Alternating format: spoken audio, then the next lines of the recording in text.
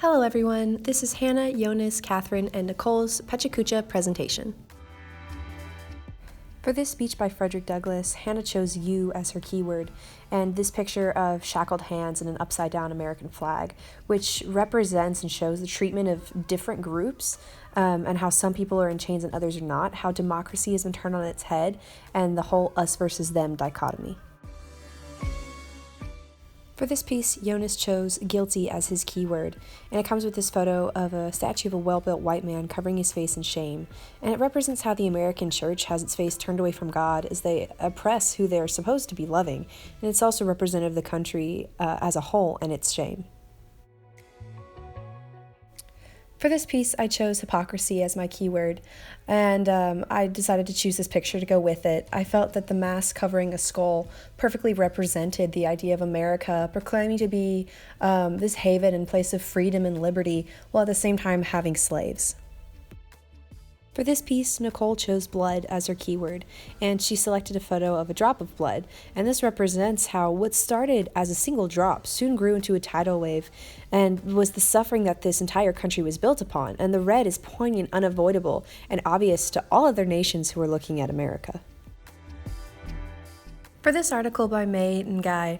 Hannah selected use as her keyword, and it comes along with this picture of worn-out tools. And this shows how immigrants are often dehumanized and treated as tools for white people to get ahead and make their lives better. And it can also represent how impoverished people can be seen and treated in society.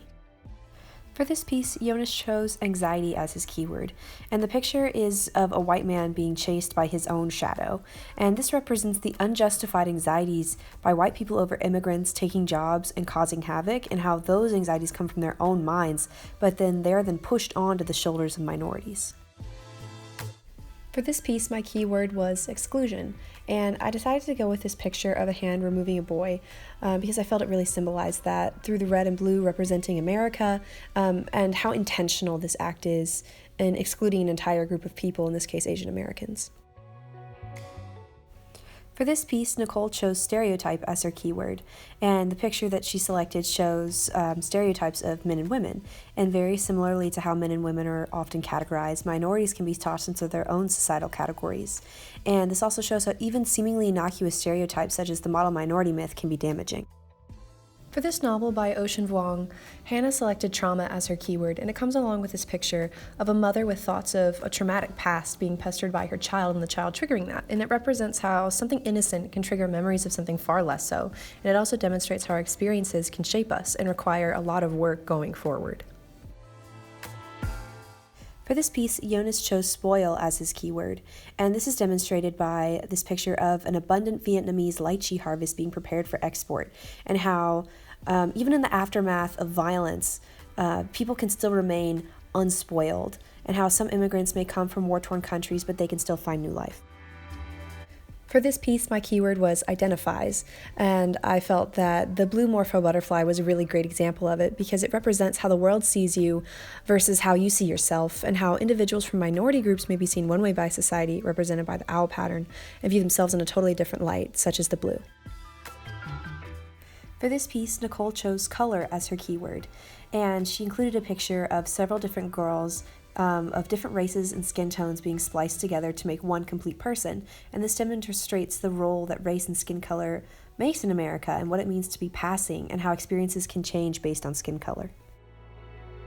For this novel by Edwidge Danticat, Hannah selected absent as her keyword, and it's accompanied by this picture of a person sitting by themselves at dusk, and it represents the emotional isolation Sophie feels from her mother throughout her life and emphasizes the mental isolation she later feels from everyone else following her abuse by her mother. For this piece, Jonas chose prodded as his keyword, and it's represented by this picture of a cattle being prodded by a farmer. And this shows how people can be dehumanized by their abusers, both in the case of Sophie being abused by her mom and her mother being raped. And this can also represent to some degree how immigrants are treated by the societies they move to.